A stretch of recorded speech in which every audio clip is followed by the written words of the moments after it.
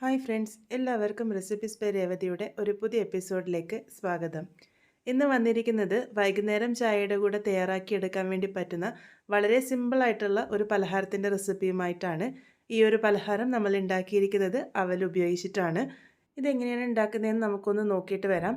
അതിനായിട്ട് ഞാനിവിടെ ഒരു ബൗളിലേക്ക് ആദ്യം തന്നെ ഒരു മീഡിയം വലുപ്പത്തിലുള്ള സവാള ചെറുതായിട്ട് കനം കുറച്ച് അരിഞ്ഞതാണ് അത് ചേർത്ത് കൊടുത്തിട്ടുണ്ട്. ഇതിൻ്റെ കൂടെ തന്നെ ഒരു പച്ചമുളക് ചെറുതായിട്ട് അരിഞ്ഞതും കൂടെ ചേർത്ത് കൊടുക്കാം.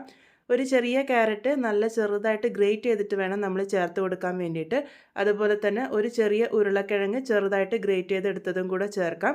ഉരുളക്കിഴങ്ങ് ഗ്രേറ്റ് ചെയ്യുമ്പോൾ അത് വെള്ളത്തിലേക്ക് ഗ്രേറ്റ് ചെയ്തിടാൻ വേണ്ടി ശ്രദ്ധിക്കുക. അതുപോലെ വെള്ളം നല്ലപോലെ മാറ്റിയിട്ട് വേണം ചേർത്ത് കൊടുക്കാൻ വേണ്ടിയിട്ട്. ഇനി ഇതിലേക്ക് ആവശ്യമായിട്ടുള്ളത് അവിലാണ്. ഞാനിപ്പോൾ ഇവിടെ അരക്കപ്പ് അളവ് വെളുത്ത അവിലാണ് എടുത്തിരിക്കുന്നത്, മീഡിയം തിക്കായിട്ടുള്ള.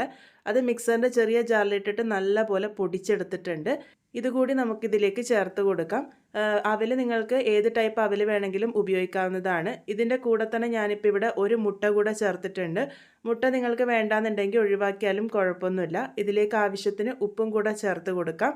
ഇനി ഇതിലേക്ക് മസാലകളാണ് ചേർക്കാൻ വേണ്ടി പോകുന്നത്. ഞാനിപ്പോൾ ഇവിടെ 1/2 ടീസ്പൂൺ അളവിൽ ചിക്കൻ മസാലയും 1/4 ടീസ്പൂൺ അളവിൽ മഞ്ഞൾപ്പൊടിയും 1/4 ടീസ്പൂൺ അളവിൽ കുരുമുളക് പൊടിയും 1/4 ടീസ്പൂൺ അളവിൽ ചില്ലി ഫ്ലേക്സും ആണ് ചേർത്ത് കൊടുത്തിരിക്കുന്നത്.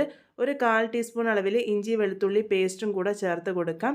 നിങ്ങൾക്ക് ചിക്കൻ മസാലയ്ക്ക് പകരം ഗരം മസാലയും ഉപയോഗിക്കാവുന്നതാണ്. ഇനി എല്ലാം കൂടെ കൈ ഉപയോഗിച്ച് നല്ലപോലെ മിക്സ് ചെയ്തെടുക്കാം.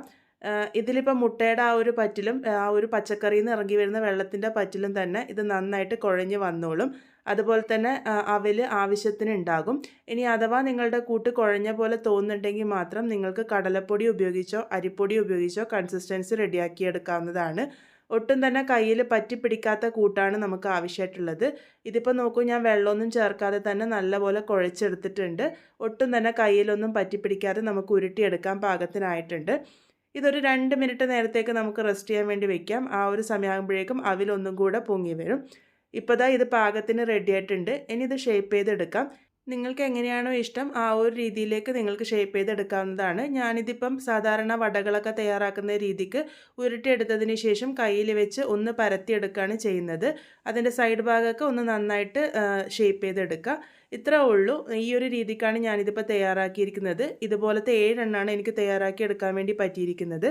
ഇനി ഇത് ഡീപ്പ് ഫ്രൈ ചെയ്തെടുക്കാനാണ് പോകുന്നത്. അതിന് വേണ്ടിയിട്ട് കുറച്ച് ഓയിൽ നേരത്തെ തന്നെ ചൂടാക്കാൻ വേണ്ടി വെച്ചിരുന്നു.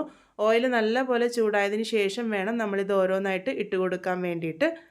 ഇട്ട് കൊടുത്തതിന് ശേഷം മീഡിയം ഫ്ലെയിമിൽ വെച്ചിട്ട് നമുക്കിത് കുക്ക് ചെയ്തെടുക്കാം. അതുപോലെ തന്നെ ഇത് ഇട്ട് കൊടുത്ത പാട് തിരിച്ച് മറിച്ചിടാൻ വേണ്ടിയിട്ട് നോക്കരുത്. അപ്പോൾ അത് പൊട്ടിപ്പോകാനുള്ള സാധ്യതയുണ്ട്. ഒരു ഭാഗം ചെറുതായിട്ട് ഫ്രൈ ആയിട്ട് വന്നതിന് ശേഷം മാത്രം മറിച്ചിട്ട് കൊടുക്കുക. അപ്പോൾ അതായത് ഇതിപ്പം ഒരു ഭാഗം ചെറുതായിട്ട് ഫ്രൈ ആയിട്ട് വന്നിട്ടുണ്ട്. ഞാനിപ്പോൾ ഇവിടെ മറിച്ചും കൂടി ഇട്ട് കൊടുത്തിട്ടുണ്ട്.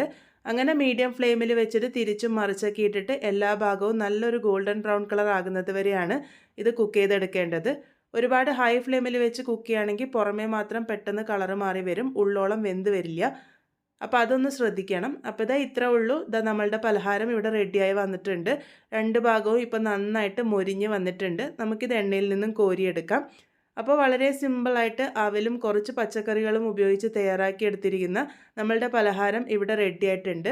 നിങ്ങൾക്ക് പച്ചക്കറി ഞാൻ ചേർത്ത് തന്നെ ചേർക്കണമെന്ന് നിർബന്ധമില്ല. കയ്യിൽ അവൈലബിൾ ആയിട്ടുള്ളത് മാത്രം ചേർത്താൽ മതി. എല്ലാവരുടെയും വീട്ടിൽ കാണുന്ന കുറച്ച് ചേരുവകൾ ഉപയോഗിച്ച് ചായ തിളക്കുമ്പോഴേക്കും തന്നെ നമ്മളുടെ പലഹാരവും റെഡിയായി കിട്ടിക്കോളും. അപ്പോൾ എന്തായാലും എല്ലാവരും ട്രൈ ചെയ്ത് നോക്കുമെന്ന് പ്രതീക്ഷിക്കുന്നു. നിങ്ങൾക്ക് ഞാനിടുന്ന വീഡിയോസ് ഇഷ്ടമാവുന്നുണ്ടെങ്കിൽ ലൈക്ക് ചെയ്യാനും ഷെയർ ചെയ്യാനും സബ്സ്ക്രൈബ് ചെയ്ത് സപ്പോർട്ട് ചെയ്യാനും ഒന്നും മറക്കരുത്. ഫീഡ്ബാക്ക്സ് പറയാനും ഒന്നും മറക്കരുത് കേട്ടോ.